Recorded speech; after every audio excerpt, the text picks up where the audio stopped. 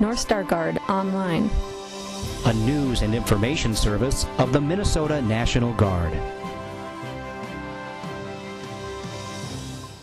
Welcome to this edition of North Star Guard Online. With the extension of the 1st Brigade Combat Team in Iraq, Minnesota media had questions for Colonel David Elicerio, the commander of the 1st BCT. Ladies and gentlemen, welcome to the Minnesota National Guard Joint Force Headquarters in St. Paul. I'm Lieutenant Colonel Kevin Olson, the Minnesota National Guard Director of Public Affairs. This morning, we have with us the Brigade Commander of the 1st Brigade Combat Team of the 34th Infantry Division, Colonel David Elicerio. He's joining us via satellite from Camp Adder in Toledo, Iraq. Colonel Elicerio will make an opening statement and then take questions from the press until 9:30 Central Time. I will serve as your moderator, and I remind you that while you can see and hear Colonel Elicerio, he can only hear you. So please state your name and news outlet before you ask your questions. There will be a slight delay in the audio. Ladies and gentlemen, Colonel David Elicerio. Hey, good morning back there in Minneapolis. I appreciate the opportunity to come before you today and share some information from here in theater. First of all, I'd like to make a couple of statements about the information you've probably heard already. The 1st Brigade, 34th Division will be extended. Until about the 1st of August.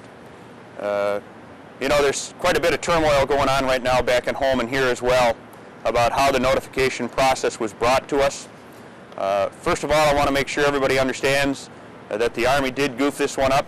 They made a mistake.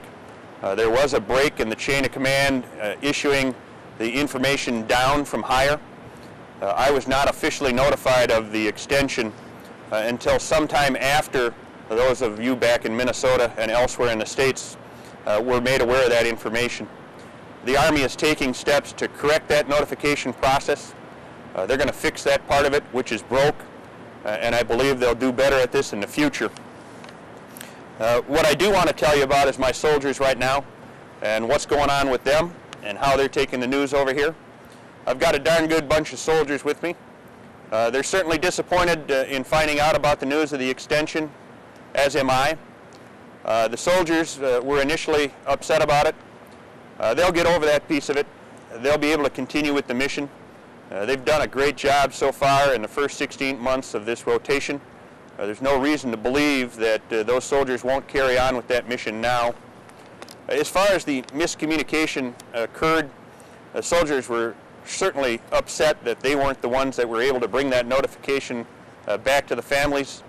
And I apologize to all the families out there for the Army goofing that one up. I also want you to know there's a credibility issue here, that my soldiers don't ever want to have to question the credibility of the chain of command here. We had discussed at numerous occasions prior to this notification that there was the potential for an extension. The chain was well aware of that. Soldiers had been talked to about the potential. But as this chain of command, as I have done from the early on in this rotation, I don't deal in conjecture, I don't deal in rumors, I deal in facts and truth.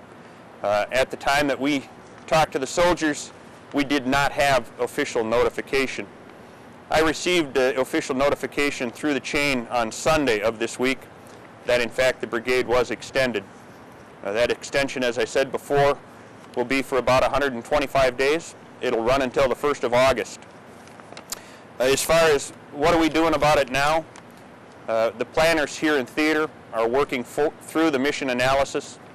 As I understand things today, my brigade's mission will not change. We have two basic missions here in theater right now. The first one of those is theater security, where we escort the convoys that bring the supplies and war material to the soldiers in theater. There is no reason for us to believe that we won't continue that mission at this time. The second mission that we conduct is security force. That's where we secure the entrances and perimeter of up to 5 forward operating bases within country. I've been told we will continue those missions. We do these missions well here. I was talking with Major General Simmons just this past week on several occasions, the Corps Deputy Commander. He reiterated to me on several occasions that there's nobody that does this mission better. The Red Bulls are certainly appreciated for what we do in theater. We do it well, we're a good organization, and we've got a good reputation. He would like to keep us doing those missions, and so that's what we're going to go forward with in the future here. I would say that, during this critical time in the Army, for the Army, here in Baghdad, as we make the push and the way forward, I'm very proud to be serving at a time when our country needs us. I'm also very proud of the job that these soldiers continue to do on a daily basis around here. I talk to them on a daily basis. Soldiers are certainly a little upset, but I think we'll get over that in a hurry now, and we'll continue to do the mission that we have been conducting successfully for 16 months. And to the families out there, I certainly feel your pain. My wife found out the same way you did from an email that we had been extended. Didn't necessarily make her happy, but we're working through that as a family. We'll get through that thing and into the future. But what can you do now for the soldiers here deployed in country is the same thing that you've been doing for 16 months. We really appreciate everything you've done for us. If you can just be strong and continue that great support that you've got for the Red Bulls, I think we'll make it through this thing in fine fashion and be home before we see the fall colors one more time. That concludes my opening statement, and I'd love to answer any questions that you have for me. You said you found out on Sunday. How were these soldiers told?